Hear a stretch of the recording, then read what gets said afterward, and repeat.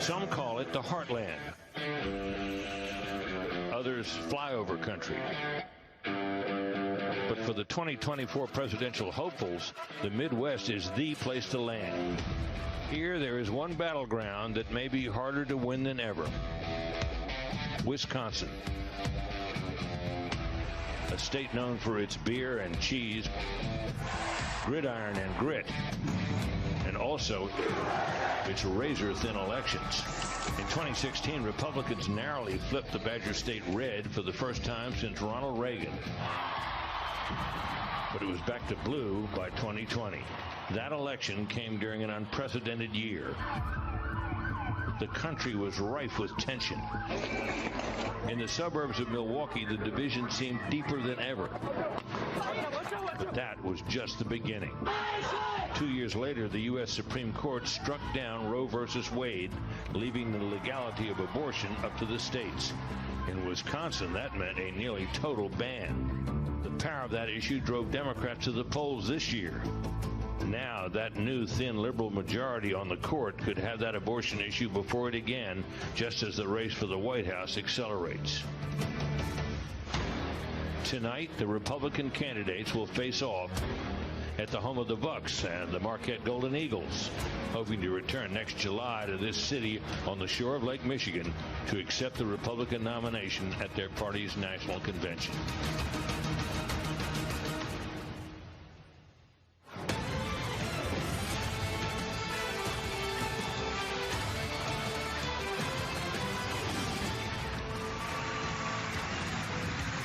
Tonight, the race for the White House takes flight. Welcome to the first debate of the 2024 presidential campaign, live at Fiserv Forum in Milwaukee. 8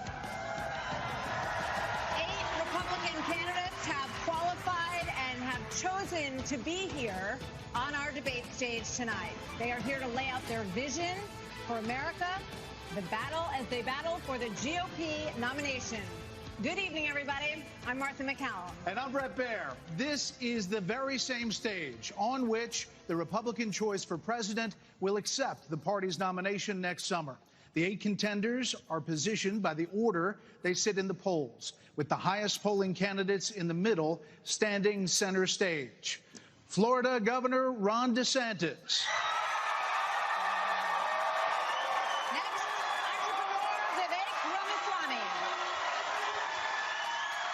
Former Vice President Mike Pence. Former South Carolina Governor Nikki Haley. Former New Jersey Governor Chris Christie. South Carolina Senator Tim Scott. Former Arkansas Governor Asa Hutchinson. And North Dakota Governor Doug Burgum.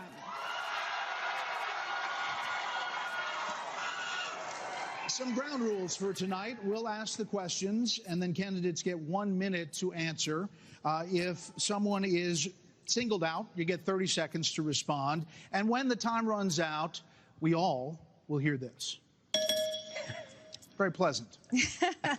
So tonight, these candidates have a big opportunity to break out of the pack and to explain why they are best prepared to be the Republican choice for president, at a time when the likely Democrat nominee, President Joe Biden, is working to convince the country that with Bidenomics, things are looking up. They call my plan Bidenomics. I'm not sure they meant it in a totally complimentary way at the time. But guess what? It's working. But is it? More than 65% of Americans say the country is headed in the wrong direction. And here's the reality for some voters we talked to here in Wisconsin this week. We have noticed a dramatic increase in prices at the grocery store just across the board. Gas is high and food is high. A lot of people out here homeless because they can't buy food. It's tough when you got mortgage rates at 7-8% versus 2 to 3. It's just you can't afford the house anymore. Inflation is ridiculous. It's killing us out here. As we sit here tonight, the #1 song on the Billboard chart is called Rich Men North of Richmond. It is by a singer from Farmville, Virginia, named Oliver Anthony.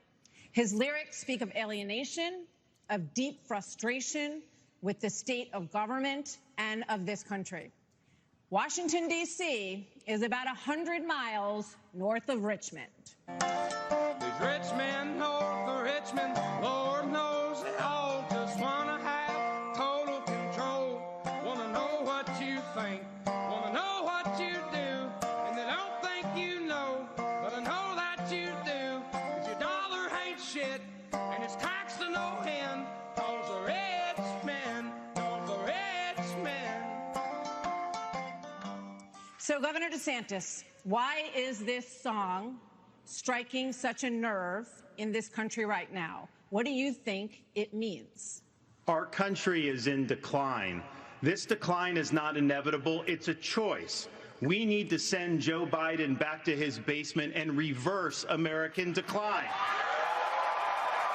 And it starts with understanding we must reverse Bidenomics so that middle-class families have a chance to succeed again. We cannot succeed as a country if you are working hard and you can't afford groceries, a car, or a new home, while Hunter Biden can make hundreds of thousands of dollars on lousy paintings. That is wrong. We also cannot succeed when the Congress spends trillions and trillions of dollars. Those rich men north of Richmond have put us in this situation. And finally, we need to lower your gas prices. We're going to open up all energy production. We will be energy dominant again in this country. I showed it could be done in the state of Florida. I pledge to you as your president, we will get the job done, and I will not let you down. Governor DeSantis, thank you. Governor Christie, do you agree with Governor DeSantis just said there? And why would you be better on the economy than him? Well, look, I do agree predominantly with what Governor DeSantis just laid out. I think that if you asked every one of us up here, that we would agree predominantly with what he just laid out. Here's the difference. The difference is that we're going to have to work and make sure that we sell these ideas. And be able to put ourselves in a position where we get a majority of the vote, not only by winning the Congress and the Senate in 24, but also by having someone who's had the experience of doing it. Now, I was elected as a conservative Republican in a blue state with 61% of the vote, with a Democratic legislature against me the entire time. And we still, through hard, strong decision-making, brought them around to our point of view. We cut taxes in New Jersey. We cut debt in New Jersey. We made sure that each and every time we were confronted with bad Democratic ideas, we stood and stopped them. And when there were good ideas, we brought people together to make progress going forward. Truth and accountability are the things we need to do to fight waste. And I'd say the last thing is this, Brett. We cannot sit by any longer and allow the kind of spending that's going on in Washington, because every dollar they spend is a dollar that these people are not allowed to spend on their children and their grandchildren. It's robbing our country, and it's wrong. Well, Governor, let me just follow up very quickly. New Jersey, when you were governor, had the second lowest credit rating in the nation after Illinois, and it was downgraded 11 times. Yep. Yeah, and that's what happens when you inherit a blue state that has done that. But when you look at what we did on debt, Brett, in that state, we cut debt in that state, debt that had been left to us by 3 Democratic gubernatorial predecessors of mine who ran up that debt tremendously. And what you also saw us do was to cut the unemployment rate in half. It was over 10% when I became governor in 2010. What we also did was cut pension payments to public employees to make sure that taxpayers were not being soaked by a public employee union system that was killing the taxpayer. Thank you, Governor. Senator Scott, excuse me. The song also goes after welfare programs. As a senator, now President Biden argued for freezing federal spending, this was back in the 80s, and dealing with sacred cows. He does not talk about that anymore. You have been a senator, though, for 10 years. So what have you done to rein in the increasing size of government? Well, thank you for the question.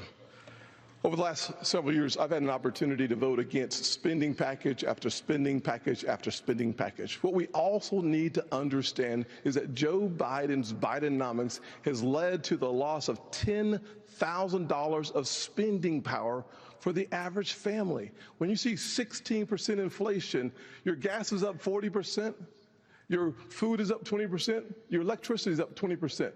We can stop that by turning the spigot off at Washington, sending the money back to the states, and allowing the decisions to be made at their own houses.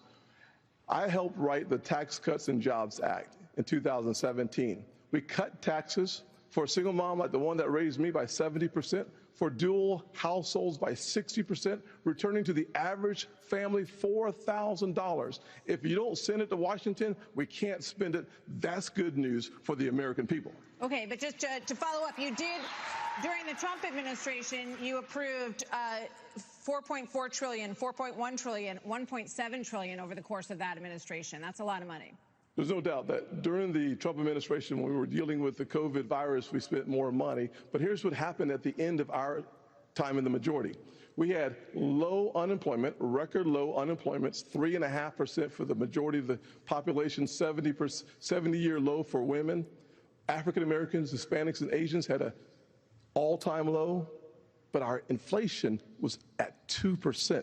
Under Joe Biden, we've seen the exact opposite. We've seen inflation explode, which led to 12 Federal Reserve increases that's devastating home buyers today.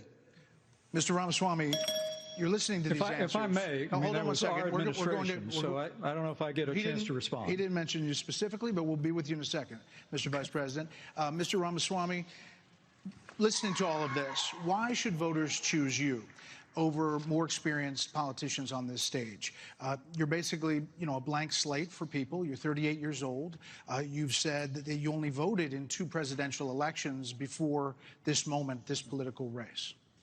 So first, let me just address a question that is on everybody's mind at home tonight. Who the heck is this skinny guy with a funny last name, and what the heck is he doing in the middle of this debate stage? I'll tell you, I'm not a politician, Brett. You're right about that.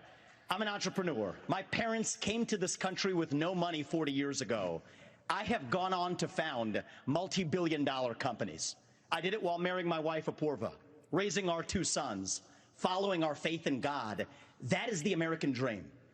And I am genuinely worried that that American dream will not exist for our 2 sons and their generation unless we do something about it. And I do think Brett is going to take an outsider, because for a long time we have professional politicians in the Republican Party who have been running from something. Now is our moment to start running to something, to our vision of what it means to be an American today. If you have a broken car, you don't turn over the keys to the people who broke it again. You hand it over to a new generation to actually fix the problem. That's why I'm in this race, and we're just getting warmed up. All right, to you, Governor Haley. So why are you better positioned to turn around this economy that we've heard all of these voters talking about tonight than Mr. Ramaswamy, who is a successful entrepreneur nationally right now? He's beating you in the polls. Well, I don't care about polls. What I care about, the fact is that no one is telling the American people the truth. The truth is that Biden didn't do this to us. Our Republicans did this to us, too. When they passed that $2.2 trillion COVID stimulus bill, they left us with 90 million people on Medicaid, 42 million people on food stamps. No one has told you how to fix it. I'll tell you how to fix it. They need to stop the spending. They need to stop the borrowing. They need to eliminate the earmarks that the Republicans brought back in. And they need to make sure they understand these are taxpayer dollars. It's not their dollars. And while they're all saying this, you have Ron DeSantis, you've got Tim Scott, you've got Mike Pence. They all voted to raise the debt. And Donald Trump added $8 trillion to our debt. And our kids are never going to forgive us for this. And so at the end of the day, you look at the 2024 budget, Republicans asked for $7.4 billion in earmarks. Democrats asked for $2.8 billion. So you tell me who are the big spenders. I think it's time for an accountant in the White House. Vice President Pence, you were mentioned there. 54% of voters say the cost of groceries is a, quote, major problem for them. Right. You blamed the Biden administration spending for that increase. But as vice president, your administration spent more than any prior, $7.8 trillion added to the national debt, $3.5 trillion of that before COVID. So does that mean that you're part of the spending problem? Well, first off, thanks for the question. Thanks for letting me respond to a reference to our administration's record. I'm incredibly proud of the record of the Trump-Pence administration. I mean, in 4 short years, we rebuilt our military. We revived our economy. We unleashed American energy. And we appointed 3 conservatives to the Supreme Court that gave the American people a new beginning for the right to life. Now, Martha, you asked earlier who's the most best prepared for this job. And I must tell you, with all due respect to all of my friends on the stage, and even to one that's probably looking on, I think unquestionably I am the best prepared, the most tested, the most qualified and proven conservative in this race. I was a leader in the Congress of the United States. I led Indiana where we balanced budgets and had a AAA bond rating when I was governor. And as Vice President of the United States, we spent funding to backfill on the military cuts of the Obama administration, and then we were there in the worst pandemic in 100 years. All that being said, I was the first person in this race to say that we've got to deal with the long-term national debt issues. You got people on this stage that won't even talk about issues like Social Security and Medicare. I mean, Vivek, you recently said a president can't do everything. Well, I got news for you, Vivek. I've been in the hallway. I've been in the West Wing. A president of the United States has to confront every crisis facing America. I will put our nation back on the path to growth and prosperity and restore fiscal responsibility, just as I did in Congress and as governor, Mr. Vice President, and when I was vice president. But, yeah, I mean, hold on. You were named earlier. I'm going to give Vivek first. We'll get to both of them. Yeah, this isn't that complicated, guys. Unlock American energy. Drill, frack, burn coal, embrace nuclear. Put people back to work by no longer paying them more to stay at home. Reform the U.S. Fed, stabilize the U.S. dollar, and go to war. The only war that I will declare as U.S. president will be the war on the federal administrative state that is the source of those toxic regulations acting like a wet blanket on the economy. So I'm not sure I exactly understood Mike Pence's comment, but I'll let you all parse that out. For me, it's pretty simple. That's something a U.S. president can do with focus, and I'll deliver on it. Well, let me explain it to you. Vivek, if I can. I'll go slower this time. I sometimes struggle with the reading comprehension. Look, I was a House conservative leader before it was cool. I actually pushed a Deficit Reduction Act. That was the last time we actually reduced the national debt in the United States when I was the leader of House conservatives. I balanced budgets and cut taxes when I was governor. I mean, look, Joe Biden has weakened this country at home and abroad. Now is not the time for on-the-job training. We don't need to bring in a rookie. We don't need to bring in people without experience. We need to bring It's 30 seconds when you have a rebuttal, okay? And you are up, Governor DeSantis. So here's the thing. Why are we in this mess? Part of it, and a major reason, is because how this federal government handled COVID-19 by locking down this economy. It was a mistake. It should have never happened. And in Florida, we led the country out of lockdown. We kept our state free and open. And I can tell you this, as your president, I will never let the deep state bureaucrats lock you down. You don't take somebody like Fauci and coddle him. You bring Fauci in, you sit him down, and you say, Anthony, you are fired.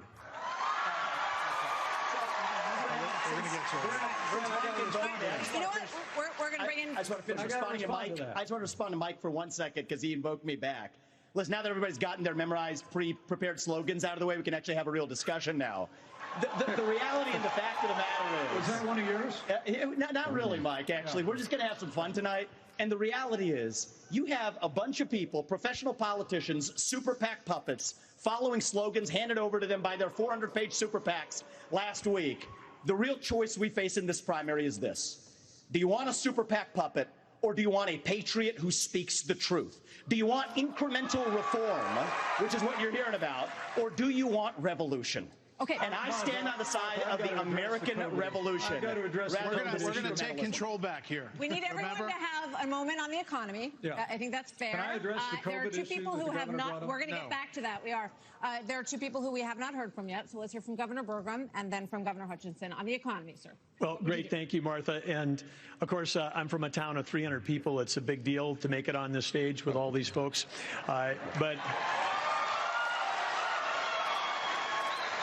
But when they were all wishing me well, and I think I took them a little too literally when they said, go to Milwaukee and break a leg. So, but I do want to say on this, we're missing something. We can't just talk about the Biden economy because the economy, energy, and national security are all tied together. Of course, we're paying too much for our energy in our state, in our country right now. But part of the reason why is because of the Biden policies on energy. We've got a plan right now, the $1.2 trillion of Green New Deal spending buried in the Inflation Creation Act is something that is just subsidizing China. If we're going to stop buying oil from the Middle East and start buying batteries from China, we're just trading OPEC for Sinopec. And then belatedly, the Biden administration says, no, we're going to put sanctions on Russian oil. Well, we put sanctions on Russian oil, well, then it's 20% off. Who's buying it? China. So if you buy a battery in this country, you buy a solar panel, it's being produced in a plant in China powered by coal, or it's being powered by oil and gas at 20% off. And every farmer in this country would like to buy diesel at 20% off, just like they're buying it in China. Governor Hutchinson, quickly. Thank you, Grant. Delighted to be here tonight. And let me just tell you that I'm a pro-life governor from a conservative state that have a conservative record in which I lowered taxes in Arkansas as governor. I created a $2 billion surplus that I passed over to my successor, and I made sure that we shrunk the size of government. We have 14% fewer state employees in Arkansas after I left government than when I took over as governor 8 years ago. I tell that because that's what we need in Washington, D.C.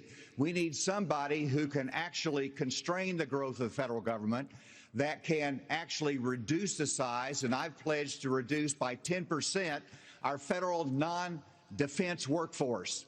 That's a specific pledge to make that attacks the administrative state. And let me applaud some of the business partners that are here that have had success in business. But let me tell you, I've been a federal prosecutor. I've served our country in terms of being head of the DEA, in Homeland Security, in times of crisis. And while I think that that's experience that is important for the future of our country, to be the President of the United States that can lead with positive solutions and be held accountable. Thank you. We have a lot of topics to get to, and I promise we're going to get to everyone if we play within the rules. Okay, next topic. More than 1,000 people are still unaccounted for in Maui after the deadliest U.S. wildfire in more than a century. Hawaii's governor and White House officials said that climate change amplified the cost of human error. And a tropical storm hit California for the first time in 84 years. The ocean hit 101 degrees off the coast of Florida. And in the last month, the heat wave in the Southwest broke records nearly 50 years old. So Alexander Diaz from Young America's Foundation has a question for you all. Polls consistently show that young people's #1 issue is climate change. How will you, as both President of the United States and leader of the Republican Party, calm their fears that the Republican Party doesn't care about climate change? So we want to start on this with a show of hands. Do you believe in human behavior is causing climate change? Raise your hand if you do. Look, we're not school children. Let's have the debate. I mean, I'm happy to take it to start. Alexander? So do you want to raise your hand or not? I don't think that's the way to do. So let me just say to Alexander this. First of all, one of the reasons our country's decline is because of the way the corporate media treats Republicans versus Democrats. Biden was on the beach while those people were suffering. He was asked about it. He said no comment. Are you kidding me? As somebody that's handled disasters in Florida, you got to be activated. You've got to be there. You've got to be present. You've got to be helping people who are doing this. And here's the deal. Yeah, let's just answer the question. So is that a yes? Or is that a yes? Is that a hand raise? You do not. I think it was a hand raise for him, and it's my hands are in my pockets. No, I didn't raise a hand. Let us be honest as Republicans. I'm the only person on the stage who isn't bought and paid for, so I can say this. The climate change agenda is a hoax. The climate change agenda is a hoax, and we have to declare independence for it. And the reality is, the anti-carbon agenda is the wet blanket on our economy. And so the reality is, more people are dying of bad climate change policies than they are of actual climate change. Governor Haley, are you bought and paid for? Down by 98% Hold on. in the last century. Listen. I've had enough. Hold on. I've had enough. I've had enough already tonight of a guy who sounds like ChatGPT standing up here. And the last person in one of these debates, Brett, who stood in the middle of the stage and said, "What's a skinny guy with an odd last name doing up here?" was Barack Obama, and I'm afraid we're dealing with the same type of amateur standing on stage tonight. Come over and give me a hug. Give me a hug just like you did to Obama. The same type of amateur. And you'll help elect me just like you did to Obama, too. Give me that the bear hug, same brother. type of amateur. Hold on. Governor Haley, would you like to respond? Are you bought and paid what for? I would like to say is the fact that I think this is exactly why Margaret Thatcher said, if you want something said, ask a man. If you want something done, ask a woman.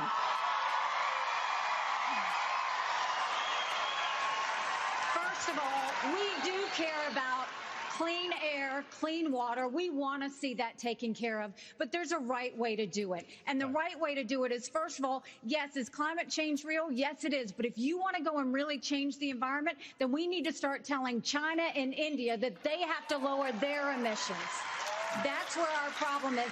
And these green subsidies that Biden has put in, all he's done is help China, because he doesn't understand all these electric vehicles that he's done, what that does. Half of the batteries for electric vehicles are made in China. And so that's not helping the environment. You're putting money in China's pocket, and Biden did that. So first of all, I think we need to acknowledge the truth, which is these subsidies are not working. We also need to take on the international world and say, okay, India and China, you've got to stop polluting, and that's when we'll start to deal with Senator Scott, are you bought and paid for? Absolutely. Are you bought and paid for? I'm sorry?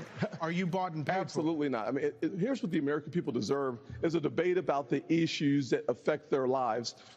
Going back and forth, being childish is not helpful to the American people to decide on the next leader of our country. Number one, wait a second. And number two, as a kid who grew up in a single-parent household mired in poverty, I wondered, was the American dream real for kids who were devastated by poverty, devastated by the challenges of life? I came to the conclusion that America can do for anyone what she's done for me if we focus on restoring hope, creating opportunities, and protecting America. If we want the environment to be better, and we all do, the best thing to do is to bring our jobs home from China. If we create 10 million new jobs in my Made in America plan, we will have a better economy and a better environment. Let me tell you why I say that, Brett. America, do it quickly. America has cut. I'm a Southern boy, I talk slow. So America, that was quick. America has cut our carbon footprint in half in the last 25 years. The places where they are continuing to increase, Africa, 950 million people. India, over 1 billion. China, over 1 billion. Why would we put ourselves at a disadvantage, devastating our own economy? Let's bring our jobs home. We have a lot of different topics to get to. Yeah, we do. We thank you all. Thank you, Senator Scott. So coming up next, the candidates will weigh in on what could be a defining issue in the 2024 campaign. The first Republican debate continues moments away.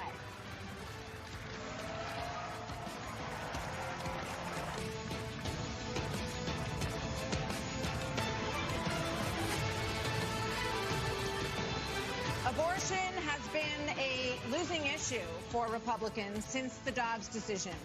In 6 state referendums, all have upheld abortion rights in this country. And even in red states, there are more swing state referendums that are coming up as we head into the elections as well on this. So, Governor Haley, what do you say to your party and to your state, which today confirmed a 6-week abortion law as well, especially the impact on women suburban voters across this country? Thank you, Martha. I am unapologetically pro-life, not because the Republican Party tells me to be, but because my husband was adopted and I had trouble having both of my children, so I'm surrounded by blessings. Having said that, we need to stop demonizing this issue. This is talking about the fact that unelected justices didn't need to decide something this personal, because it's personal for every woman and man. Now it's been put in the hands of the people. That's great. When it comes to a federal ban, let's be honest with the American people and say it will take 60 Senate votes. It will take a majority of the House. So in order to do that, let's find consensus. Can't we all agree that we should ban late-term abortions? Can't we all agree that we should encourage adoptions? Can't we all agree that doctors and nurses who don't believe in abortion shouldn't have to perform them? Can't we all agree that contraception should be available? And can't we all agree that we are not going to put a woman in jail or give her the death penalty if she gets an abortion? Let's treat this like a respectful issue that it is and humanize the situation and stop demonizing the situation. Brett. Governor, you're not mentioned, Vice President Pence. Governor DeSantis, you signed a 6-week abortion ban in Florida. One of your biggest financial backers said that you need to, quote, shift to get moderates or you will lose. What do you say to him and others who say politically that is a tough thing to sell nationally? Well, I would say we sold the biggest election landslide victory in the history of the Republican Party in the state of Florida in 2022. That's what I did. We can win. But second of all, look, you got to do what you think is right. I believe in a culture of life. I was proud to sign the heartbeat bill. I remember one of the most impactful moments of my life was when I heard the heartbeat of my oldest daughter in my wife's womb and then saw the sonograms of all 3 of my kids. What the Democrats are trying to do on this issue is wrong, to allow abortion all the way up to the moment of birth. I know a lady in Florida named Penny. She survived multiple abortion attempts. She was left discarded in a pan. Fortunately, her grandmother saved her and brought her to a different hospital. We're better than what the Democrats are selling. We are not going to allow abortion all the way up till birth, and we will hold them accountable for their extremism. But just to be clear, Governor, would you sign a 6-week ban federally? I'm going to stand on the side of life. Look, I understand Wisconsin is going to do it different than Texas. I understand Iowa and New Hampshire are going to do different. But I will support the cause of life as governor and as president. Vice President Pence, you're shaking your head. We must have a national... Hold on, Senator. Vice President Pence, you're shaking your head. Well, look, I'm not new to this cause.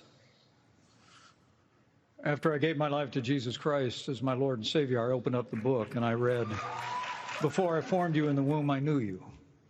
And see, I set before you life and death, blessings and curses. Now choose life." And I knew from that moment on the cause of life had to be my cause. And I've been a champion for life in the Congress, a champion for life as governor and as vice president. And to be honest with you, Nikki, you're my friend, but consensus is the opposite of leadership. When the Supreme Court returned this question to the American people, they didn't just send it to the states only. It's not a states-only issue. It's a moral issue. And I promise you, as President of the United States, the American people will have a champion for life in the Oval Office. Can't we have a minimum standard in every state in the nation that says when a baby is capable of feeling pain, an abortion cannot be allowed? A 15-week ban is an idea whose time has come. It's supported by 70% of the American people, but it's going to take unapologetic leadership that stands on principle and expresses compassion for women in crisis pregnancies. I'll do that as President of the United States. He called my name, so I want to respond to that. 30 seconds. So first of all, I will say it is in the hands of the people, and that's where it should be. But when you're talking about a federal ban, be honest with the American people. We haven't had 45 pro-life senators in over 100 years. So no Republican president can ban abortions any more than a Democrat president could ban all those state laws. Don't make women feel like they have to decide on this issue when you know we don't have 60 Senate votes in the House. 70% of the American people support legislation but to ban 70% abortion of the after Senate a baby is does capable not. of experiencing pain. It's just going to take leadership. Hold on. 70% of the Senate does not. You have to be honest with the American people. We have to have a 15-week limit. Let's get Governor Bergman for one minute here. But the Supreme Court did overturn Roe v. Wade, and the result of that decision was that it went back to the states. So that's where it is right now. So as I understand it, you are not in favor of a federal ban. What do you say about the states? There's about 5 of them, including New Jersey, I think a few others, that allow abortion up until the time of birth, though. If you were president, would you be able to abide that? Well, first of all, I'm a pro-life governor of a very pro-life state. And this issue is, of course, very important. But I am on the record, and I stand behind that we should not have a federal abortion ban. We should not. And the reason why we shouldn't is very simple. It's the 10th Amendment in the Constitution. In the Constitution, which the states created the federal government, not the other way around, it says that there were certain duties allowed to the federal government delegated to them by the states. The rest are left to the states, comma, or importantly, or to the people. We need to get back to freedom and liberty for the people in this country. And we can't have Republicans who fight for 50 years for this great cause to return it back to the states, and then the next day they turn around and go, no, the feds should do that, because the feds are stepping into people's lives, they're stepping into people's businesses over and over. If we say that the feds should be in on this one, where do we stop? I say that we follow the Constitution, and this is returned to the states. This is where it should be. But Governor Burgum, you signed a 6-week ban. Time out. You signed a 6-week ban. Governor Burgum, you signed a 6-week ban, so you're saying federally it's all going to go to the states. Yes, and what is going to work in New York will never work in North Dakota, and vice versa. That's Governor why 50 states. That's why 50 states. This is too important of an issue that I have to address. First of all, the Supreme Court gave it back to the elected representatives, whether it's the states or whether it's the United States Congress. So there is authority, and that's why President Biden is pushing for a Democrat proposal, which is, in essence, abortion on demand through the term. So they have their extreme position at a national level. It's most likely going to be addressed in the states, but it's certainly fine for it to be addressed at the national level as well. Arkansas has the record of being the most pro-life state in the nation. I signed 30 pro-life pieces of legislation while I was governor. And every state can determine a different outcome here. And it is the most important issue for women and for the unborn child and for our country that we get this right. It's going to be a continued debate. Let's talk about it in terms of compassion, in terms of protecting the life, and also understanding how we have to enhance adoption services, how we have to enhance maternal care. Those things we've done in Arkansas and are important for our nation's future. There are a lot of issues that are very important. Senator, I'll let you weigh in. We cannot let states like California, New York, and Illinois have abortions on demand up until the day of birth. That is immoral. It is unethical. It is wrong. We must have a president of the United States who will advocate and fight for, at the minimum, a 15-week limit. I am 100% pro-life conservative. I have a 100% pro-life record. I got to tell you, though, we must fight for life. Our Declaration of Independence says our Creator gave us inalienable rights that include life. That is a list. That is an issue we must solve. We can't leave it to Illinois. We can't leave it to Minnesota. We can't leave it to Illinois. We must solve that issue with a 15-week limit at a minimum. Thank you, Senator. I think we're all pro-life, but what I would love is for someone to ask Biden and Kamala Harris, are they for 38 weeks? Are they for 39 weeks? Are they for 40 weeks? Because that's what the media needs to be asking. All right, another issue is America and the crime crisis, the homelessness crisis. American cities are in decline. People are moving out as homelessness, drugs, crime move in. There are problems accelerated. They did accelerate during the pandemic and are still rising, actually.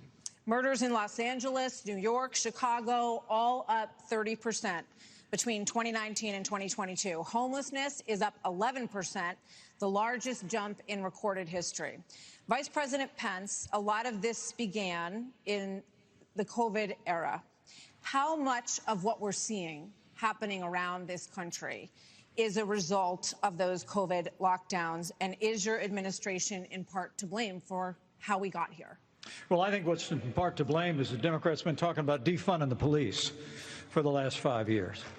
And we ought to be funding law enforcement, particularly in our major cities, at unprecedented levels.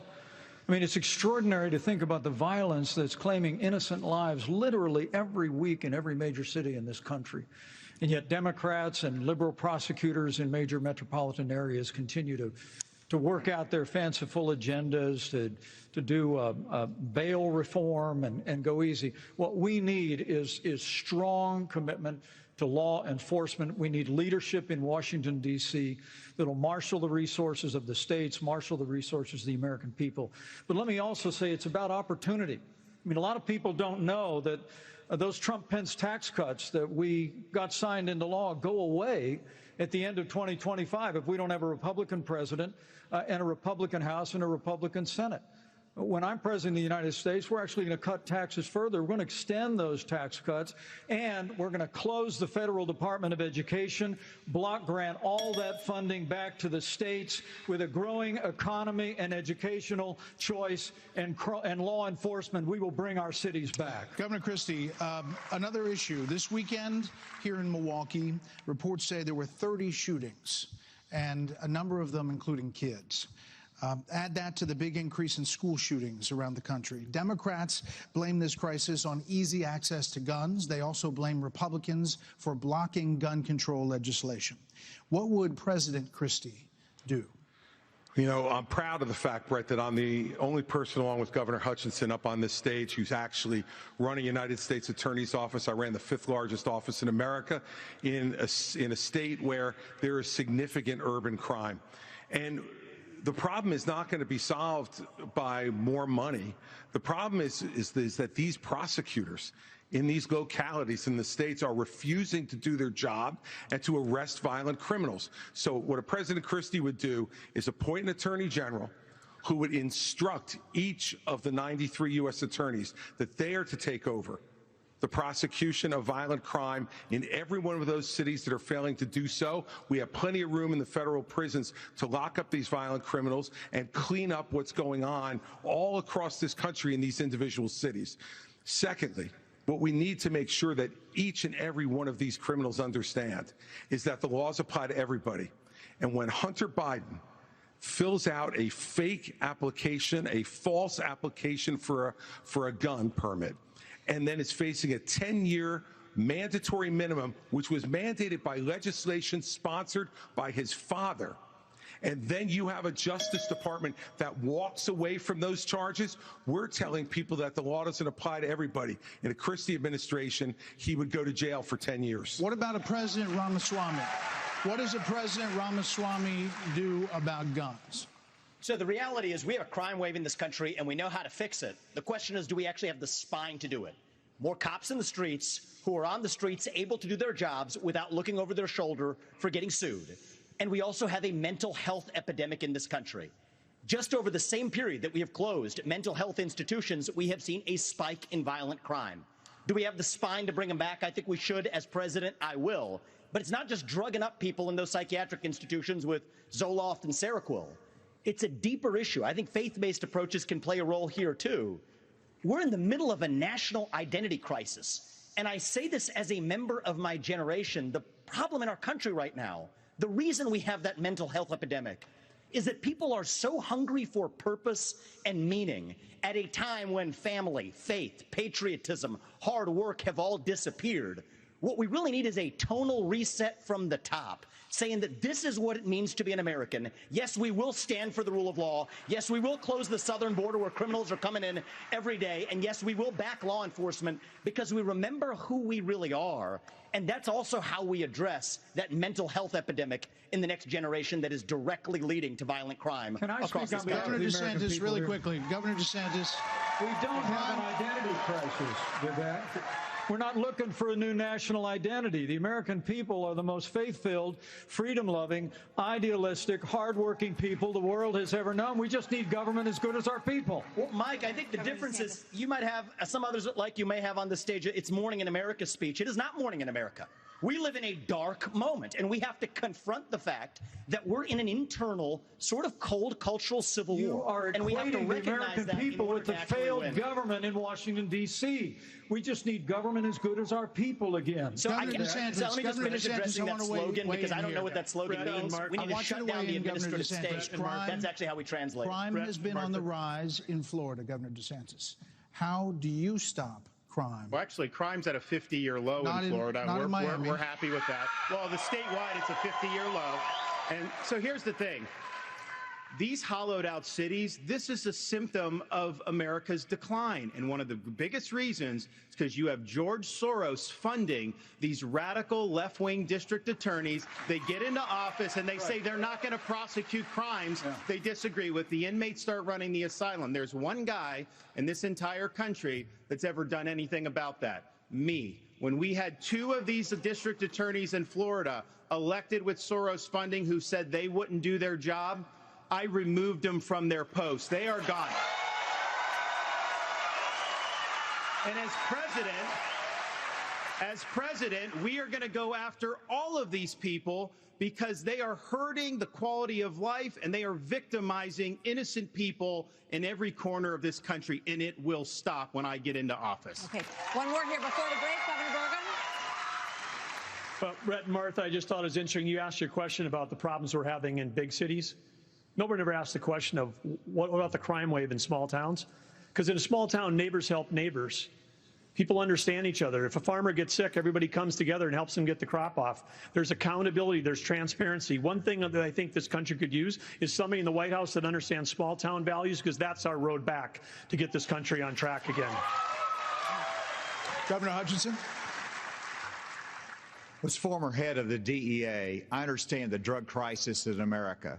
And right now, whenever you look at the challenges in our inner city, there's 3 simple words that would be helpful. 1, enforce the law when it comes to crime. Secondly, let's deal with the challenge of fentanyl. And it's both about stopping the fentanyl coming from Mexico, but it's also about education of our young people, making sure that we have the tools that are needed for addiction counseling. That's what we expanded in Arkansas as well. Whenever you look at the underlying challenge of America, though, no one likes to see an America with smash and grab in our inner cities. As President of the United States, that will stop. It starts at the top with the respect for our justice system that a former president who's under indictment has undermined by attacking judges, by attacking prosecutors, by attacking the system and saying he's aggrieved. And so we have to have respect for our justice system and the rule of law, and it starts at the top with the President of the United States. Brett, thank you. Hold on. Take a break. Brett. So, speaking of that, right now you are looking live at Fulton County Jail, where former President Donald Trump will be processed tomorrow. So next, the candidates will have an opportunity to talk about the coming trials of Donald Trump.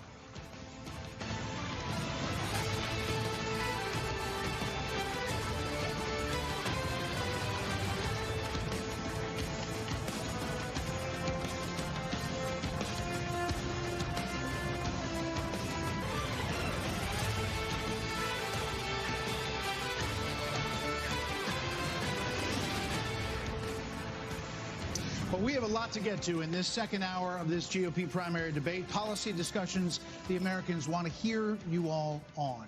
China, Ukraine, immigration, education. But we are going to take a brief moment and talk about the elephant not in the room.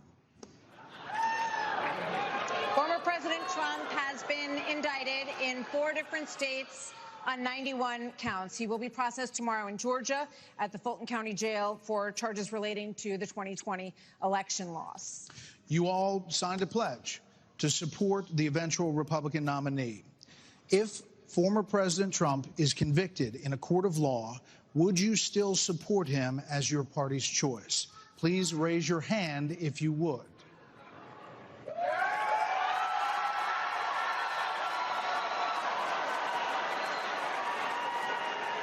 Just hold on. So just to be clear, Governor Christie, you were kind of late to the game there, but you raised your hand? No, I'm doing this. Look, I'm doing this. And I know you didn't. Whoa. No. What's the look, here's the bottom line. Someone's got to stop normalizing this conduct.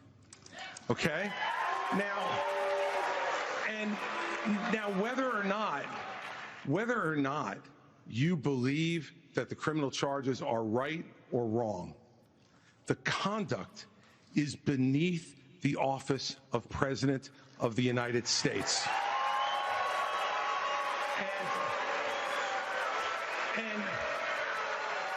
And you know, this is the great thing about this country. Booing is allowed, but it doesn't change the truth. It doesn't change the truth. Mr. Ramaswamy, you raised your hand supporting. No, I'd like to get in and respond. Let's just speak the truth, okay? President Trump, I believe, was the best president of the 21st century. It's a fact. And Chris Christie, honest to God, your claim that Donald Trump is motivated by vengeance and grievance would be a lot more credible if your entire campaign were not based on vengeance and grievance against one man.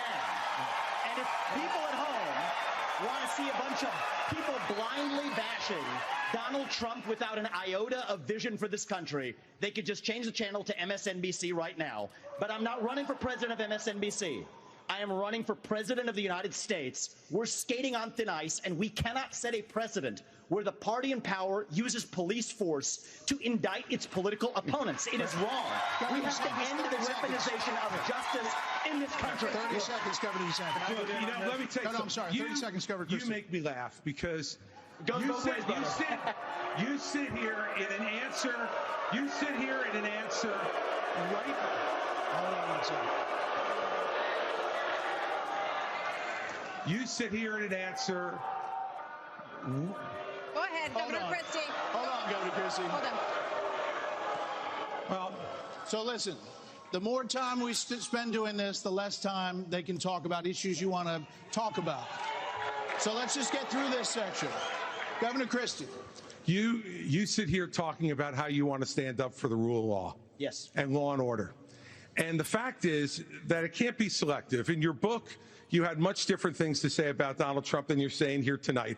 That's not true. Well, it is very true. That is not true. It's very true. I read it, because and there's I know. a difference between bad behavior and illegal behavior, Chris. And you, as a prosecutor, should know better. Yeah. You know what? I know a lot better. There's a difference between bad behavior. And I know a lot better than you do. You've never done it like you've never done anything to try to advance the interests of this government except to put yourself forward as a candidate tonight. And here's the thing. We've stood up for law and order. I did it as U.S. attorney. I did it as governor. And I am not going to bow to anyone when we have a president of the United States who disrespects the Constitution. He said, Get your MSNBC contributor. He said,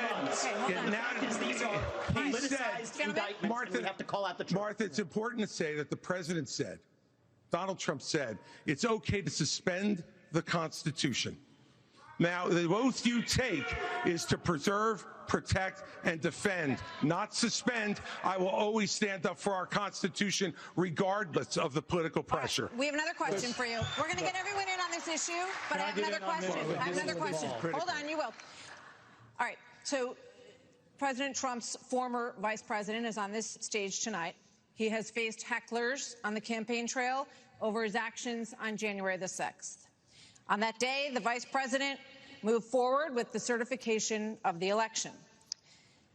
So do you believe that Mike Pence did the right thing, Senator Scott? Do you believe he did the right thing?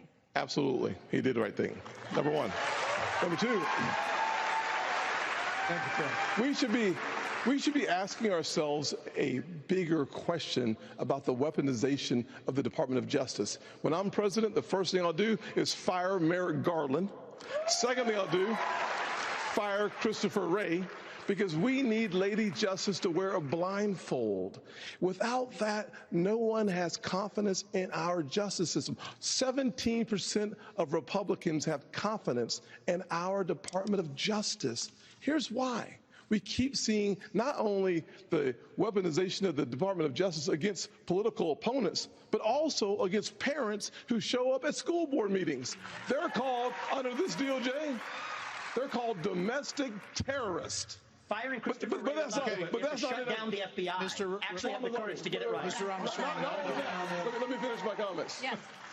Not only that, in addition to that, we see the SWAT team show up at pro-life activist homes with guns drawn, because this DOJ uses their power, uses their authority, not just against political opponents, but against conservatives and conservative causes. It is time for a change in America, and I will bring that change to the greatest nation on God's green earth. We have an important But Governor question still to DeSantis, do you answer. believe that Mike Pence did the right thing on January 6th? So here's what we need to do. We need to end the weaponization of these federal agents. Right, but and I will do that. That's not the question. I know, but here's the thing. This question? election is not about January 6th of 2021. It's about January 20th of 2025, when the next president is going to take office. I know what the Democrats would like to do. They want to talk about all these other issues, but we've got to focus on your future. We've got to focus on reversing the decline of our country. I learned in the military, I was assigned with U.S. Navy SEALs in Iraq, that you focus on the mission above all else. You can't get distracted. So Republicans, we've got to look forward, and we've got to make sure that we're bringing the message that can win in November 2021. Did not answer the question. Vice President Pence, what do you think, Vice President? Is to support and defend the Constitution of the United States. I think the American people deserve to know whether everyone on this stage agrees that I kept my oath to the Constitution that day. There's no more important duty. So answer the question. I've answered this before. So yes. Why are we? Mike did his duty. I got no beef with him. But here's the thing: is this what we're going to be focusing on going forward? The rehashing of this? I'll tell you, Governor the DeSantis, Democrats would love that, and they will win if we let him get away with it. I'm not letting Biden hang out in the basement this time. We're going to run him ragged around this country, and we're going to hold him accountable. Let me just say, Governor DeSantis, we spent an hour talking about policy. Former President Trump is beating you by 30, 40 points in many polls. So it is a factor in the GOP primary. Governor Hutchinson, you did not raise your hand. I did not raise my hand because there's an important issue we as a party have to face. And over a year ago, I said that Donald Trump was morally disqualified from being president again as a result of what happened on January 6th. More people are understanding the importance of that, including conservative legal scholars who says he may be disqualified under the 14th Amendment from being president again as a result of the insurrection. This is something that could disqualify him under our rules and under the Constitution. And so, obviously, I'm not going to support somebody who's been convicted of a serious felony or who is disqualified under our Constitution, and that's consistent with RNC rules, and I hope everybody would agree with me. We're going to get to a lot more time. Martha, can I answer the question? Can I get in on this? Okay, I'd like to answer. I've already been on it, Vice President Pence. All right, I'd like to answer the question you asked and not give a pre-canned speech. Mike Pence stood for the Constitution, and he deserves not grudging credit. He deserves our thanks as Americans for putting his oath of office and the Constitution of the United States before personal, political, and unfair pressure. And the argument that we need to have in this party before we can move on to the issues that Ron talked about is we have to dispense with the person who said that we need to suspend the Constitution to put forward his political career. Mike Pence said no, and he deserves credit for it. Okay. Governor Haley, we haven't heard from you on this. Do you agree that Vice President Pence did the right thing that day or not? I do think that Vice President Pence did the right thing, and I do think that we need to give him credit for that. But what I will also tell you is, look, I mean, when it comes to whether President Trump should serve or not, I trust the American people. Let them vote. Let them decide. But what they will tell you is that it is time for a new generational conservative leader. We have to look at the fact that 3/4 of Americans don't want a rematch between Trump and Biden.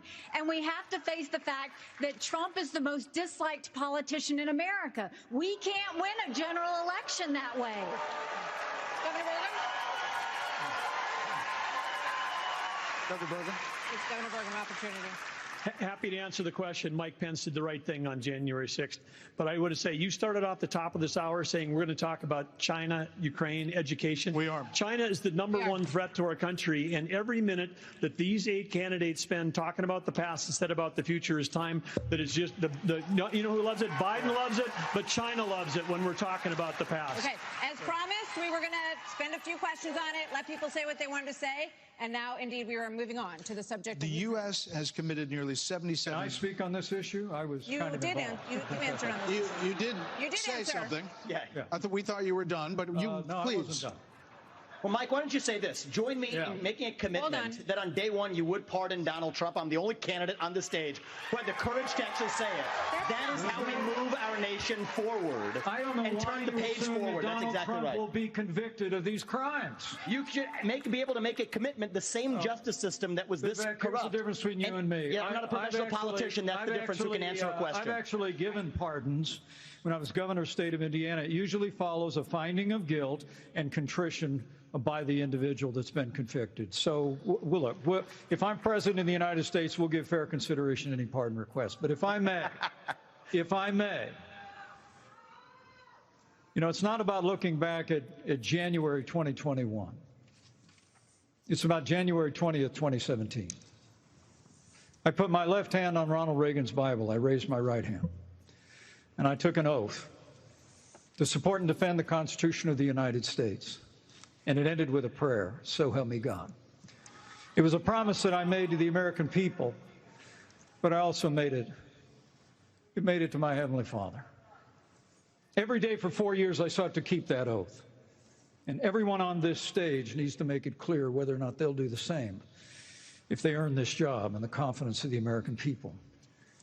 Now, look, I've made it clear. I had hoped that the issues surrounding the 2020 election and the controversies around January 6th had not come to this, had not come to criminal proceedings.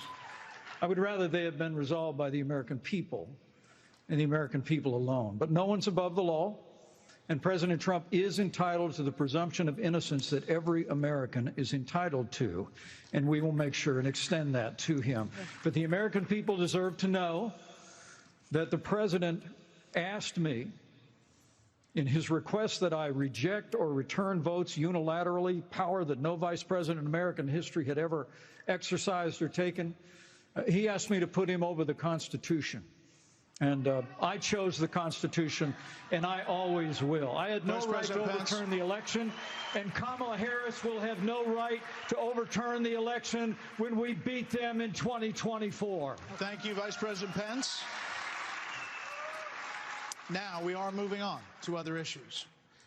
The U.S. has committed nearly $77 billion in aid to the Ukraine war. The administration is now asking Congress for $24 billion more. Regardless of that, the specifics of that plan, is there anyone on stage who would not support the increase of more funding to Ukraine? We would not support it. Europe needs to step up. I mean, I would have Europe step up and do their job. Mr. Ramaswamy,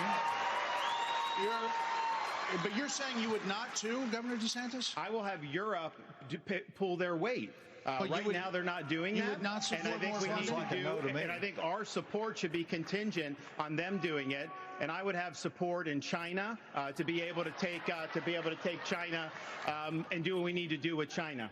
Mr. Ramaswamy, you would not support an increase of funding to Ukraine? I would not. And I think that this is disastrous, that we are protecting against an invasion across somebody else's border when we should use those same military resources to prevent across the invasion of our own southern border here in the United States of America. We are driving Russia further into China's hands. The Russia-China alliance is the single greatest threat we face. And I find it offensive that we have professional politicians on the stage that will make a pilgrimage to Kyiv, to their Pope, Zelensky, without doing the same thing for people in Maui or the south side of Chicago or Kensington. I think that we have to put the interests of Americans first, secure our own border instead of somebody else's. And the reality is, this is also how we project strength by making America strong at home. All right, we heard the names. Governor Christie first. All right, look.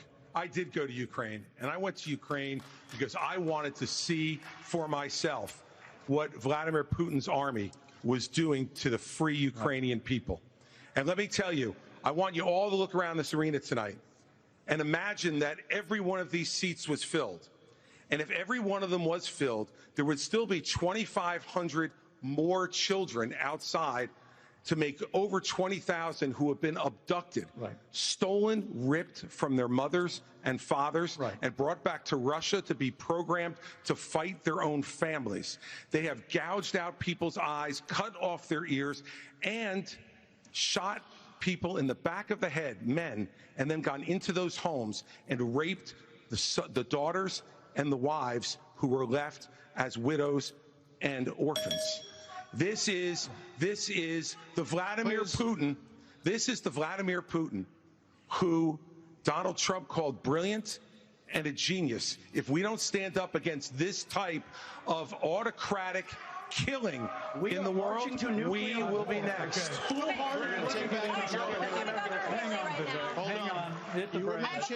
You were mentioned. Governor Haley, we'll come back. Vice President Pence was mentioned. You get 30 seconds. Yeah, well, let me be clear. Anybody that thinks that we can't solve the problems here in the United States and be the leader of the free world has a pretty small view of the greatest nation on earth. That is incorrect. We can do both, Vivek. We've done both. We've been the leader of the free world and the arsenal of democracy for years. The Reagan Doctrine years ago made it clear. We said, if you're willing to fight the communists on your soil, we'll give you the means to fight them there so our troops don't have to fight them. Vivek, if we do the giveaway that you want to give to Putin to give him his land, it's not going to be too long before he rolls across a NATO border, and frankly, our men and women of our armed forces are going to have to go and fight him. I want to let the Ukrainians fight and drive Putin and the Russians back out into Russia. I want to just briefly address Pence. Vice President Pence. I have a newsflash. The USSR does not exist anymore. It fell back in 1990. Did I say the real threat? You talked about the communists, and the real communists that we have to address right now. Do you not have any idea what Vladimir Putin's aims are? You already spoke. Now I actually have something to say. Vladimir Putin has been saying he wants to reestablish the old Soviet sphere You've made of your point, influence. Vice President. I'm sorry if I insulted him by calling him a communist. He is a dictator and a murderer, and the United States of America needs to stand against authoritarianism. Mr. Ramaswamy, 30 seconds. Respond. The real threat we face today is communist China, and we are driving Russia further into China's arms. The Russia-China military alliance is the single greatest threat we face. Nobody in either political party is talking about it, and I am the only non-neocon on this stage who will keep us out of war. Mr. Vice President, we can't hear. Mr. Vice President, is to give Russia everything they've got. Mr. Vice President, give them a promise that Ukraine will never be in NATO, and then somehow China will not think about taking Taiwan. We achieve peace through strength. Mr. Vice President, America needs to stand for freedom. Okay, here we go. I think we need to establish some ground rules here, When we hear this bell, that means your time's done. So, Mr. Vice President, we appreciate your aggressiveness here. 30 seconds is 30 seconds. Mr. Ramaswamy, you were mentioned. You get 30 seconds. So the reality is that today, Ukraine is not a priority for the United States of America. And I think that the same people who took us into the Iraq War, the same people who took us into the Vietnam War, you cannot start another no-win war. And I do not want to get to the point where we're sending our military resources abroad when we could be better using them here at home to protect our own borders, protect the homeland. All right. That will be my top priority in foreign policy. I think we gave you protect more than the 30 homeland. seconds in the rebut. So I do want to get to some other people because everybody, we respect everybody's time here. So, Governor Haley, you did not raise your hand, meaning that you would support more funding for the Ukraine war. You have said of Governor DeSantis that you didn't appreciate it when he initially called it a territorial dispute. Why? First of all, the American president needs to have moral clarity. They need to know the difference between right and wrong. They need to know the difference between good and evil. Right.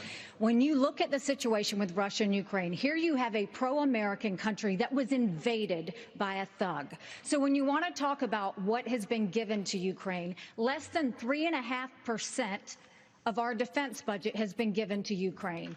If you look at the percentages per GDP, 11 of the European countries have given more than the U.S. But what's really important is go back to when China and Russia held hands, shook hands before the Olympics, and named themselves unlimited partners. A win for Russia is a win for China. We have to know that. Ukraine is the first line of defense for us. And the problem that Vivek doesn't understand is he wants to hand Ukraine to Russia. He wants to let China eat Taiwan. He wants to go and stop funding Israel. You don't do that to friends. What you do instead is you have the backs of your friends. Ukraine is the front line of defense. Putin has said if once Russia takes Ukraine, Poland and the Baltics are next. That's a world war. We're trying to prevent war. Look at what Putin did today. He killed Prigozhin. When I was at the UN, the Russian ambassador suddenly died. This guy is a murderer, and you are choosing a murderer over a pro-American country. First of all, Mr. Ramaswamy, you have 30 seconds. Mr. DeSantis, Nikki, I wish you well in your future career on the boards of Lockheed and Raytheon. I'm not on but the fact of the matter, Boeing came off of it, but you've been pushing this lie. You've been pushing this lie all week, Nikki. You want to go and defund Israel? You want to okay, let me address that. I'm glad you brought that up. I'm going to address each of those right now. This is the false lies of a professional politician. There you have it. Your watch, so the reality is, America less safe. You have no foreign policy experience, and it shows. And you know what? The foreign policy experience that you all have shows in the pointless wars you've gotten into. I have to address that.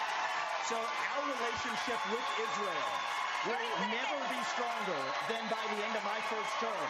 But it's not a client relationship. It is a friendship. And you know what friends do? Friends help each other stand on their own 2 feet. So I will lead Abraham Accords 2.0. I will partner with Israel to make sure Iran never is nuclear armed. But you know what I love about Israel? And I've been there probably in the last 10 years more than most people on this stage. You know what I love about them? I love their border policies. I love their tough on crime policies. I love that they have a national identity and an iron dome to protect their homeland. And so, yes, I want to learn from the friends that we're supporting. And what puzzles me is, I want to learn from those and apply those to protect our homeland, Nikki. Israel that is the needs answer. America needs Israel. Okay, Governor DeSantis, you were mentioned in the territorial dispute. Not only... no, it's not a territorial dispute either. As President of the United States, your first obligation is to defend our country and its people. And that means... you're sending all this money, but you're not doing what we need to do to secure our own border. We have tens of thousands of people who are being killed because, well, we're not handling both. And so I am going to declare it a national emergency. I'm not going to send troops to Ukraine, but I am going to send them to our southern border. When these drug pushers are bringing fentanyl across the border, that's going to be the last thing they do. We're going to use force, and we're going to leave them stone cold dead. We're actually going to move on to China. We're going to talk about China. Okay. Governor Burgum, China has the biggest Navy in the world, the biggest Army in the world. Now they have warships off the coast of Alaska. They are threatening Taiwan. In coming years, China will have 1,500 nuclear warheads, it's believed. The U.S. just arrested 2 sailors accused of spying for China within our military. So the question is, how would you deter China as a president, Burgum? Well, this is the #1 issue we're facing. And, of course, we haven't been talking about it, and we act like that letting Russia win in the Ukraine is like a gimme as opposed to a gift to China. Russia has become China's gas station. But how would we do it? The Biden administration is a complete fail. China imports 10 million barrels of oil a day, more than any other country in the world. They do not even have all the food they need to feed everybody in that country, so they don't have energy security or food security. But the Biden administration sends Blinken, Yellen over there. They're over there talking. They don't even bring up energy because they're too busy trying to kill the U.S. energy here. And what we need to do is not meetings, not press releases, because something that would send a lot more than a press release is actually Harpoon missiles. We need anti-ship missiles on Taiwan. The way that you have a war never start, which is the goal, the way you have peace through strength, is that you actually have strength. You actually have deterrence. And what we have in what we've got going on in Ukraine is an example of of when deterrence fail. What is an example there of Biden's disastrous withdrawal from Afghanistan, the fact that he green-lighted Putin moving into Ukraine, and then now they see weakness, and when they see weakness, they make a move.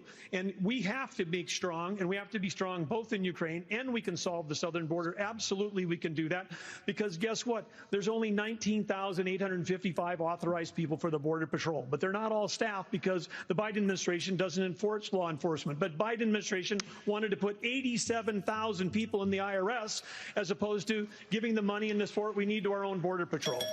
Okay. Senator Scott, on China, that same question. And I speak about China. Let's fire the 87,000 IRS agents and hire or double the number of Border Patrol agents. I just left Yuma, Arizona about 2 weeks ago.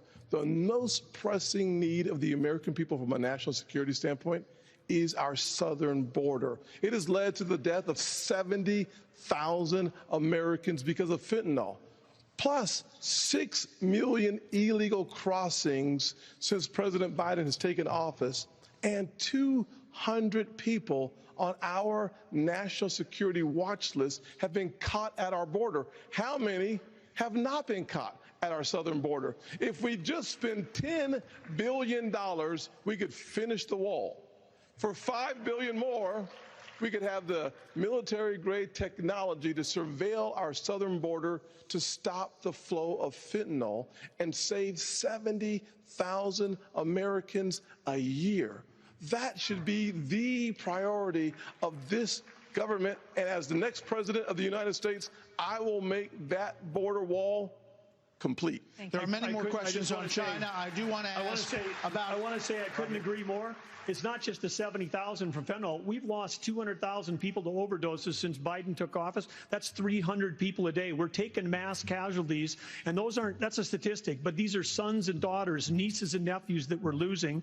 We've got North Dakota troops down there flying night helicopter missions from San Diego to the Gulf Coast, trying to stop these transnational criminal organizations. They've got better funding on their side than we've got on our side. Speaking of which, Governor Hutchinson, images from earlier this month, Governor Hutchinson, with Mexico, Vice President Pence, policy. Images from earlier this month. Vice President Pence, it really doesn't help. I'm asking a question.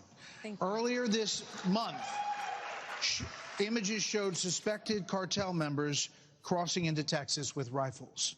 Do you consider this an invasion? Would you authorize lethal force along that border?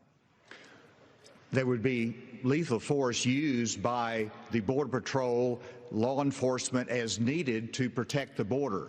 Absolutely. When you look at the military has to be used for intelligence gathering purposes. This is not unusual. Whenever I was in the Bush administration, we went down there and met with President Vicente Fox of Mexico and asked his help in going after the cartels. And he looked at me and said, they're a problem to us as well. And so we joined together and we took down the Ariana Felix brothers leading the Tijuana cartel.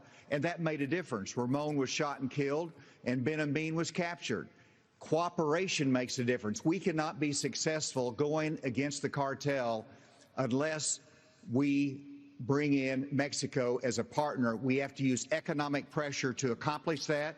President Obrador has not been helpful, and we have to use economic pressure that this administration is not using. The rule of law has to matter on both sides of it. Okay. This is critical. I've done it. We know what needs to be done. The military has to be limited in its use. When after 9/11, we had the global war on terror, and guess what? We protected the border at the same time. You can do both. Okay, let's go to Governor DeSantis. So as president, would you support sending U.S. Special Forces over the border into Mexico to take out fentanyl labs, to take out drug cartel operations? Would you support that kind of American military use? Yes, and I will do it on day one. Here's the thing. The cartels are killing tens of thousands of our fellow citizens. You want to talk about a country in decline? You have the cartels controlling a lot of part of your southern border. We have to reestablish the rule of law, and we have to defend our people. The President of the United States has got to use all available powers as Commander-in-Chief to protect our country and to protect the people. So when they're coming across, yes, we're going to use lethal force. Yes, we reserve the right to operate. How many more tens of thousands are we going to let to die? I am sick. I've met angel moms throughout this country. I met a lady in Texas named Tracy, and her son took one Percocet that was laced with fentanyl, immediately died. That is happening all across this country because of the poison that they are bringing in. So as president, would I use force? Would I treat them as foreign terrorist organizations? You're darn right I would. You know, Vice President Pence, why would you be better at this issue than Governor DeSantis? Governor DeSantis on the campaign trail refers to your administration as not finishing the wall. Right. Look, we secured the southern border of the United States of America and reduced illegal immigration and asylum abuse by 90%. When Joe Biden took over, he threw open the southern border of the United States, and the wave of humanity, the wave of fentanyl that's been eloquently described here is a wave of human tragedy across this country. But Martha, you began this evening talking about who is best prepared to be the next president of the United States. And I have to tell you, with all humility, I was there when we negotiated through the government shutdown and got the funding available to build the wall. I was negotiating on Capitol Hill around the clock. I negotiated the Remain in Mexico policy on behalf of the President of the United States. And AC, you're so right. It's because we used economic pressure to bring the Mexicans to the table, and they allowed us to have people wait in Mexico while they applied for asylum and ended asylum abuse overnight. We got the Mexicans to deploy their National Guard to their southern border and to our southern border as never before. And I want to promise you, as President of the United States of America, I will engage Mexico the exact same way, and we will partner with the Mexican military, and we will hunt down and destroy the cartels that are claiming lives in the United States of America. Okay, thank you. Another issue that is related to this is that almost 7 million migrants have crossed this border, our southern border, during the Biden administration. So, Governor Christie, what would you do about the 7 million who are here? How would you handle them? What would you do? Look, Martha, the first thing we need to do is to stop any more from coming. That's the first thing we need to do. Then the next thing we need to do with the folks that are here is to, again, as we've talked about all night tonight, we have to have law and order in this country. We have to enforce the law. And what that means is to make sure that people who come here illegally are not rewarded for being here illegally. We have so many wonderful people from around the world who are waiting in line, following the law to try to come here and pursue the American dream. And those people are waiting and waiting and waiting because we haven't dealt with the problem of the folks who are here. We have to have them detained. We have to make sure that they are not rewarded for having broken the law. And one last thing on this fentanyl issue. With China, we can't take our eye off of that ball. Right. Yes, it's important that we secure the border. Very important, as I just said. But China is sending these chemicals to these drug cartels for them to create the fentanyl that is killing hundreds of thousands of our citizens. The Chinese are engaging in an act of war against us, killing our citizens. We better make that priority one in our conversations with China and to try to straighten that relationship out, because if we don't, we're going to lose more and more of our citizens. I just want to clarify, would you send those people back? Of course.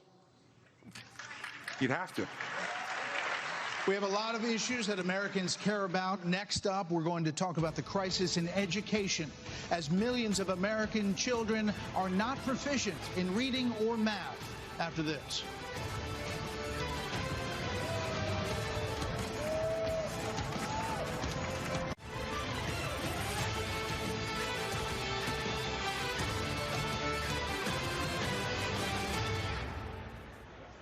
The nation's report card was the weakest ever for American school children, exposing chronic absenteeism, deep declines for reading and math for 15-year-olds and 13-year-olds.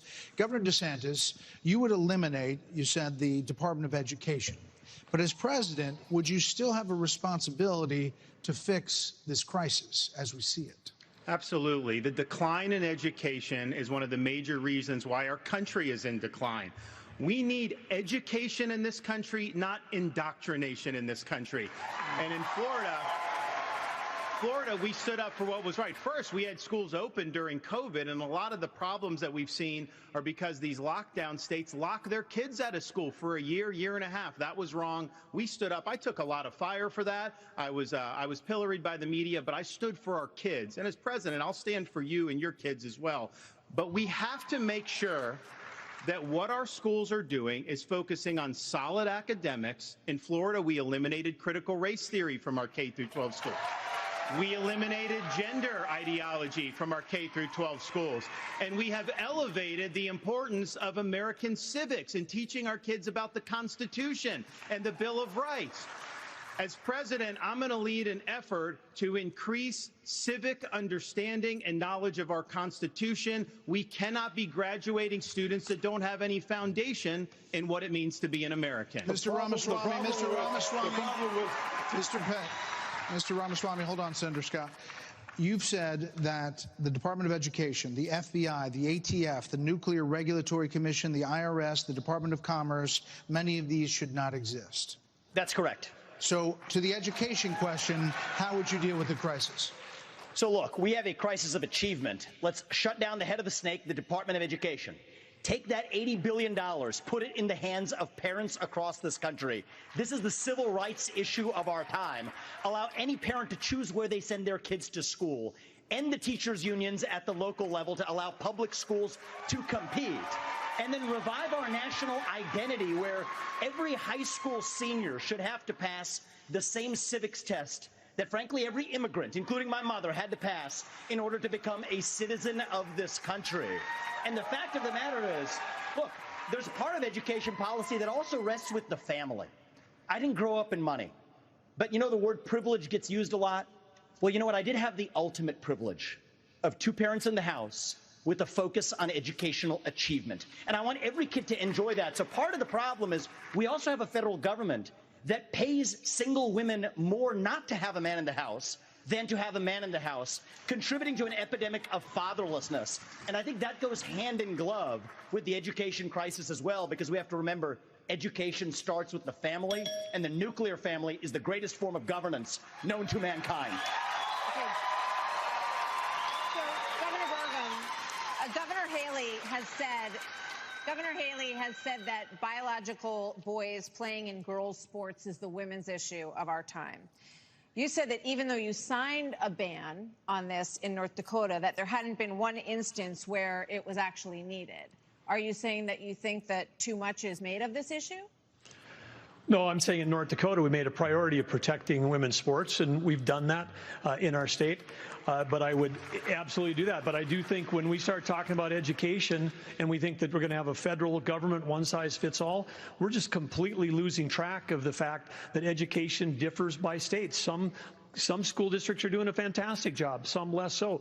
But the idea that every school district, state, and every teacher is somehow indoctrinating people is just false. You know, when I was building a company from scratch, you know, with small town kids, and we went, you know, grew up in a town of 300, but we built a global company in 132 countries with over 100,000 customers. We listened to those customers. We spent time with them. We talked to them. We did that. And as governor, well, education is one of the biggest part of a state budget. So as a governor, I shadow a student. The night before I find out the student finds out, I'm going to go to every class with them. I don't sit and lecture school districts how to do it. I go and see the experience. And there's a lot of things that have to change. But what needs to change in education is it's innovation. We're doing it the same way we did it 50 years ago with innovation, not regulation. I would get rid of the Department of Education. I would give block grants to schools, but I'd give them on merit based on who's doing the most innovative. I just got done holding the 7th annual Governor's Conference on Innovation Education. You should see what the people are doing when you cut loose the red tape, get the burden off their back. They care. Teachers in this country, the vast majority of them care about those kids. They're working in low-paying jobs, and they're fighting for those kids and their families. Governor Haley, you said that this is the women's issue of our time. First, I'll tell you, as you know, as a parent, the one thing you want is for your child to have a better life than you did. And we can talk about all of these things, and there's a lot of crazy woke things happening in schools, but we've got to get these kids reading. If a child can't read by 3rd grade, they're 4 times less likely to graduate high school. So we need to make sure we bring in reading remediation all over this country. We need transparency in the classroom because parents should never have to wonder what's being said or taught to their children in the classroom. Parents need to be deciding which schools their kids go to because they know best. And let's put vocational classes back into the high schools. Let's teach our kids to build things again. When we do that and we allow that innovation, that's when it'll get back. And yes, I will always say I'm going to fight for girls all day long because strong girls become strong women become strong leaders, and biological boys don't belong in the locker rooms of any of our girls. Another point on education. We're going to start the lightning round, and the first question is going to go to you, Vice President. So this is a lightning round of questions, 30-second answers, please. President Biden will be 82 years old on Inauguration Day. Nearly 70% of Americans say that he is too old to serve. Should presidents have to pass a mental and physical test in order to serve, Vice President Pence? Well, it might be a good idea to have everybody in Washington, D.C. pass a mental and physical test. But 30 seconds, no. The American people can make those judgments. But let me say, I'm running for president of the United States because we don't need a president who's too old, and we don't need a president who's too young. We need a president who's been there. We need a president who knows how Congress works, how the White House works, how states work. And on this education issue, Martha, I was fighting against No Child Left Behind when Republicans were doubling the Department of Education. I'll also shut down the Federal Department of Education. And when I was governor, we doubled the size of the largest school choice program in America. And we'll give school choice to every family in America when I'm in the White House. This is a lightning round, Mr. Ramaswamy. I think you were mentioned there. You're 38. You're the youngest on the stage. You've said, and you just said, you want a civics test or public service for those under 25 to be able to vote. So the question is, do you want a mental acuity test for presidents over 75? I believe in the people of this country to tell the difference between somebody who's an automaton and somebody who's actually a thinking agent in the White House, which we don't have in there today. And I will tell you, I want to address Vice President Pence's comment. I think we do need somebody of a different generation to lead this nation forward. Look at the way I've run this campaign. Going to the south side of Chicago, to Kensington, in the middle of Philadelphia, where traditional Republican candidates don't go. We have an opportunity to build a multi-ethnic working class majority to deliver a landslide. And I think I'm the only candidate in this race, young or old, black or white, to bring all of those voters along to deliver a Reagan 1980 revolution. We're going to do it in 2024. Same question to you, Governor. In a presidential election until 2020. I will answer that. I will answer that. 30 seconds. 30-second quick answer. You guys need to get control of this debate. Everybody's going to get a chance. Listen, we're getting control of the debate. This is a lightning round, not rolling thunder. Governor Hutchinson, you have 30 seconds on the same question. On education, first of all, look at Arkansas. We have to compete with China. I built computer science education. We led the nation in computer science education, going from 1,100 students to 23,000 students taking it. This is how you compete with China. As President of the United States, I will make sure we go from 51% of our schools offering computer science to every school in rural areas and urban areas offering computer science for the benefit of our kids, and we can compete with China in terms of technology. Thank you, sir. This is going to go to this is coming to you. We're trying to do a quick round of different topics here. So, Senator Scott, faith is on decline in this country. You talked about it a little bit before tonight. So, is there a role for a president of the United States in changing that? What would you do to change that? Well, our nation was founded upon the Judeo-Christian values that has made this the greatest nation on God's green earth. I'm a big believer in Ephesians 3:20 that God is able to do exceedingly abundantly above all that we ask or imagine. Our responsibility should be to model the behavior we want others to follow. On education, the only way we change education in this nation is to break the backs of the teachers' unions. They are standing in the doorhouse of our kids, locking them into failing schools and locking them out of the greatest future they could have. As President, Governor DeSantis, would you support some mandatory military service for all Americans? I think it should be voluntary. I'm somebody that volunteered to serve, inspired by September 11th, and I deployed to Iraq alongside U.S. Navy SEALs in places like Fallujah, Ramadi. And it's something that I think has taught me, you know, when you go in that type of environment, anything you have, your personal agenda, you check it at the door. You go there, and it's about focusing on the mission above all else. And guys come together, and they get it done. And that's how I would view being the President of the United States. It's not about me. It's not about all these other side issues. My sole focus will be on your future and reversing this country's decline. Okay, now for something a little out of this world, and this is for you, Governor Christie. Do you believe that the recent spike in UFO encounters... I get the UFO question? Yeah, you do. Come on, there man. You go. No, but, okay, we've been hearing a lot of testimony in Congress, and people are taking this a lot more seriously, and we're hearing that, you know, there are things going on that people aren't aware of. So, if you were president, Governor Christie, would you level with the American people about what the government knows about these possible encounters? Martha, and especially coming from a woman from New Jersey, I think it's horrible that just because I'm from New Jersey, you asked me about unidentified flying objects and Martians. We're different, but we're not that different. Look, of course, the job of the President of the United States is to level with the American people about everything. The job of the President of the United States is to stand for truth. The job of the President of the United States is to be a role model for our children and our grandchildren. And so whether it was UFOs or this problem of education, and Tim's right, by the way, and I started this in 2010 by going right after the teachers' unions in New Jersey and drove them down to an all-time low popularity rating because they were putting themselves before our kids. That is the biggest threat to our country, not UFOs. Okay. Well, coming up, we've got closing arguments, plus right after the debate, Hannity is live from the spin room right here in the Fiserv Forum with reaction from all the candidates. As soon as they step off the stage, we'll be back after this.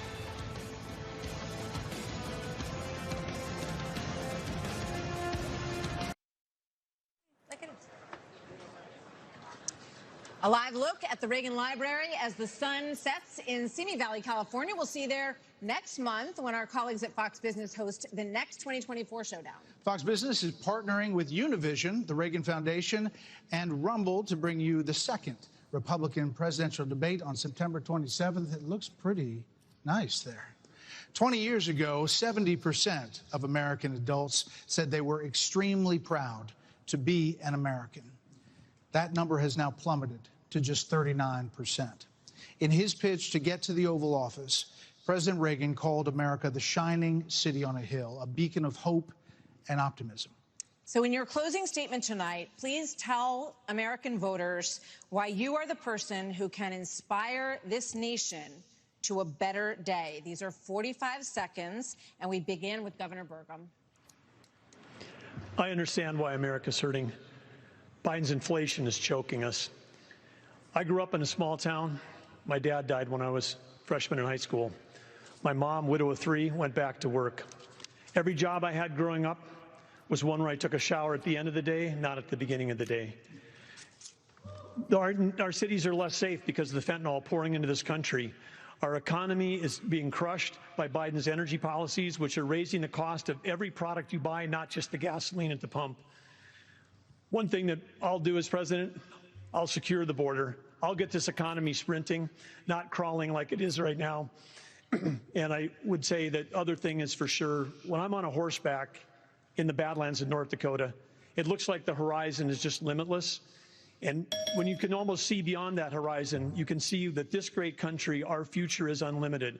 But we've got to focus on innovation, not regulation. We've got to cut the red tape. We've got to drive ourselves forward. The way we win the Cold War with China is by growing our economy and through innovation. And as president, I will bring out the best of America. I will improve every American life. Governor Hutchinson. Hope you're back on your horse soon, Governor. Governor Hutchinson. Our nation is in trouble, and it's in trouble because of failed leadership. And the solution is not 4 more years of Joseph Biden. The solution is not 4 more years of Donald Trump.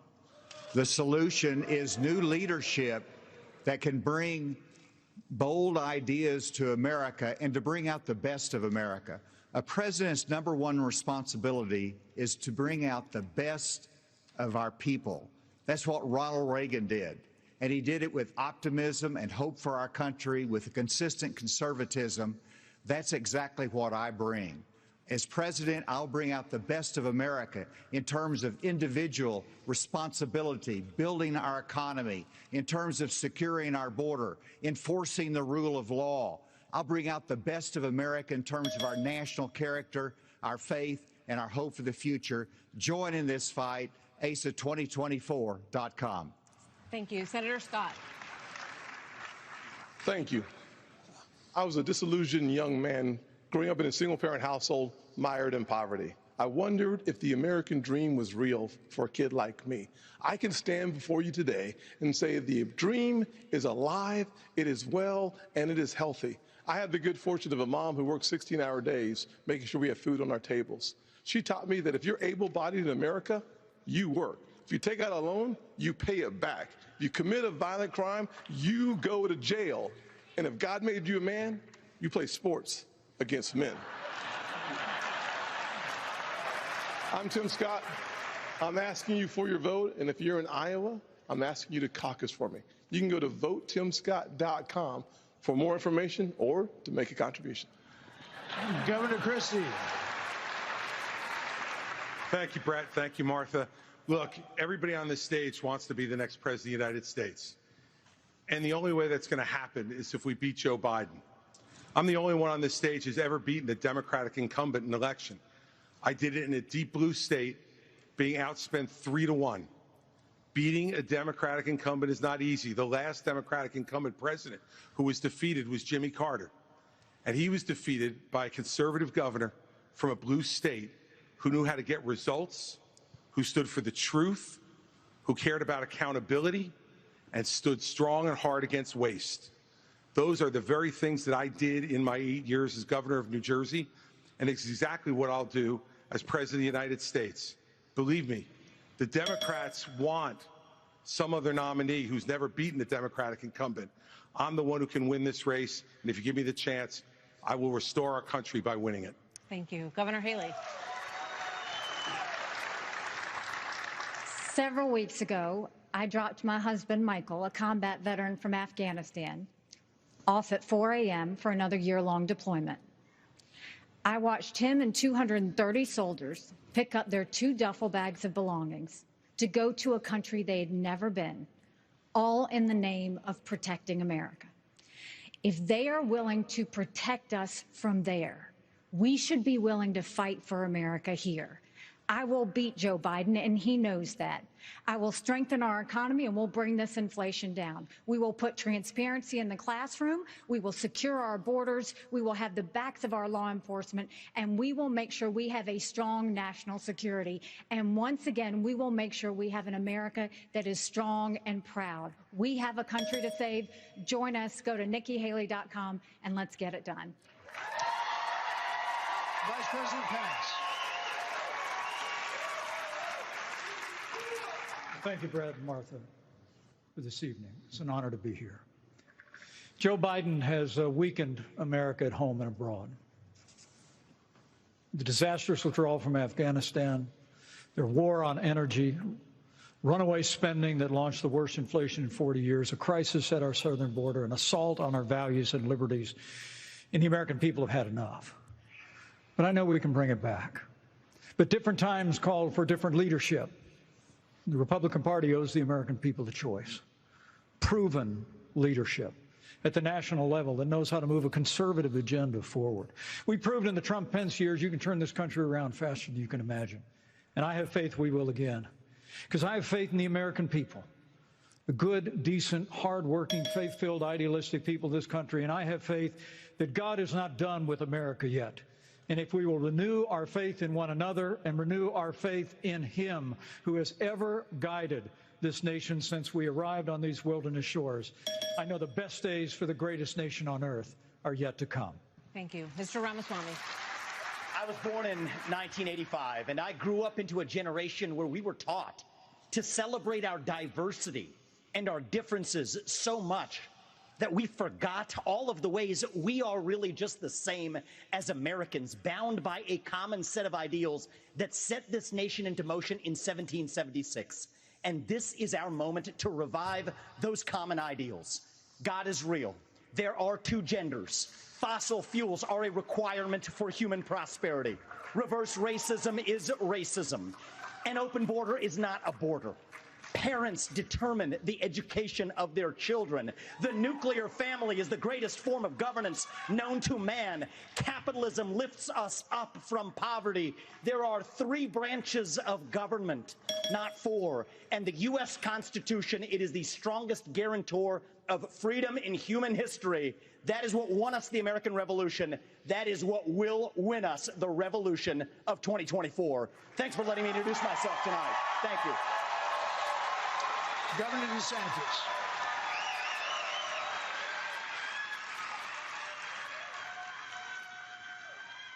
Governor? This is our time for choosing. We will send Joe Biden back to his basement, and we will reverse the decline of this country. I'm a blue-collar kid. I work minimum wage jobs to be able to make ends meet. I understand the importance of the American dream, and I know how that's slipped away from so many millions of Americans. We'll restore it. I'm a veteran who served in Iraq. I know what it means to put service above self. I'm also a dad and a husband to 6', 5, and 3-year-old. I understand the importance of protecting parents' rights and the well-being of our children. In Florida, we showed it could be done. I made promises, and I delivered on all of those promises. 2024 is make or break. We're not getting a mulligan, no excuses. I will get the job done, and as your president, I will not let you down. God bless you all. Well, we want to say thank you. Thank you to all the candidates on the stage tonight, and thank you to Milwaukee. Thank you, everybody. We will see you on the campaign trail, from debates to primaries to the general election and the conventions before that. Thanks for joining us. Sean Hannity from the Spin Room starts right now. Take it away, Sean. Take it away, Sean. All right. Well, thank you both. By the way, great job, Martha and